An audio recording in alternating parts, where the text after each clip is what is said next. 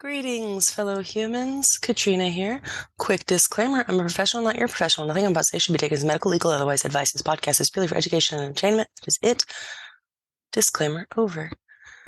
So I thought I'd talk today about what I don't know about silence, and specifically the power of silence, because it can be a useful, wonderful thing. And there's this book. The name of it is Silence, The User's Guide, and that is by Ross in 2014. Didn't tell me the first name. Didn't think to Google it. Anyway, so the power of silence, we'll start with the functions of silence. Okay? It is clear that silence has power. Like any power, it can be used to hurt or to heal, and perhaps this is why people respond so variably to it. For some people, silence means loneliness, isolation, or awkwardness. It can be used to indicate emotional withdrawal, disapproval, or even punishment. In our language, the word silence is often used with negative connotations, a conspiracy of silence, being given the silent treatment, lifting the veil of silence. In our busy, noisy world, people seem to fear silence. Research is fairly clear that too much noise is bad for us. But does that mean that silence is good for us? Well, not necessarily. Silence is more than the absence of noise. However, research is beginning to suggest that silence itself is both beneficial physically and psychologically. Spending time in silence has been found to have positive effects on the body in terms of reducing blood pressure, boosting the immune system, reducing blood cortisol, promoting hormone regulation, and prevention of arterial plaque formation. Now, the psychological benefits of silence can include enhanced creativity, focus, self-control, self-awareness, perspective, and spirituality. Silence can be used both positively and negatively in communication and thus can influence our relationships. Most of us clearly recognize the difference between a disapproving silence and that which affirms that what we are saying is being truly listened to. The use of silence in communication is also culturally bound and can mean different things in different contexts. So now there's the internal versus external noise. So in a public place, very rarely do you see someone just sitting. The minute they are alone, they check their phone, they use it to connect to some digital input. And are we so unwilling to be alone with ourselves? And what is the level of noise in our society and the absence of silence doing to our mental health? Well, I've already said that silence is more than the absence of noise. A little bit more on that. Our internal chatter also contributes to the lack of silence in our lives. The constant pressure of the list of things we need to do in our heads, I put in quotation marks because we only need food, water, breath.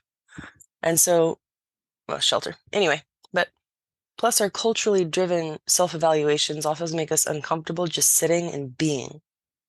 Perhaps it's no wonder we immediately check our email or social media as a distraction.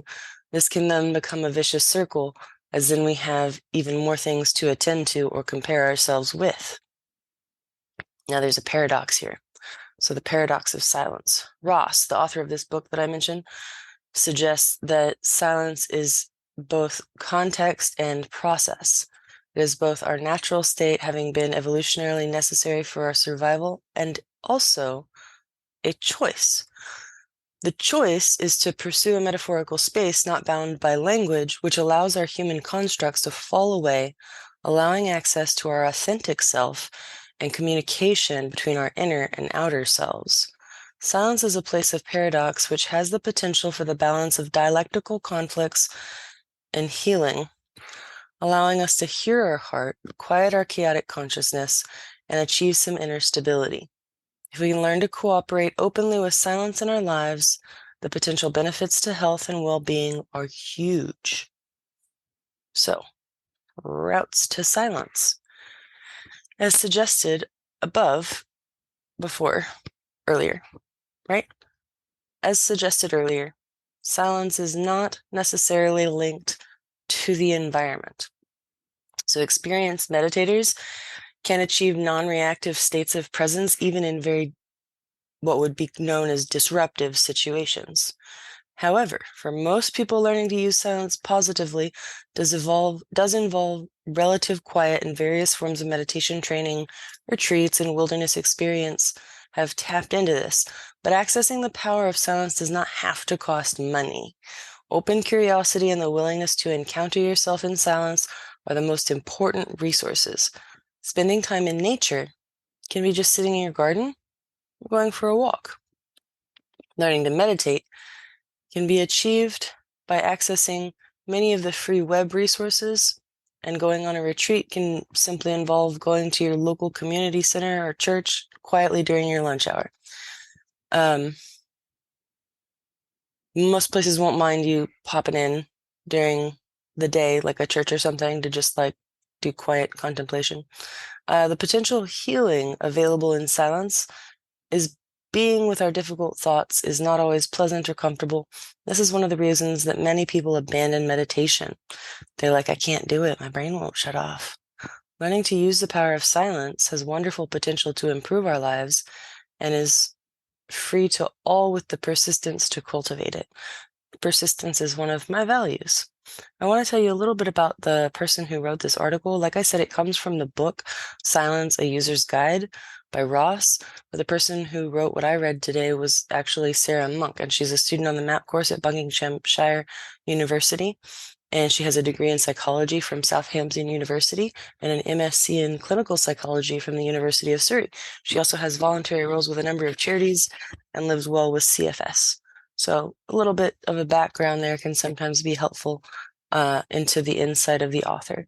So I hope you enjoyed the little bit about silence that I know, and I hope you enjoy the next few moments of silence, or you can turn it off, whichever you prefer. But as a fancy artist would say, here, can you handle this?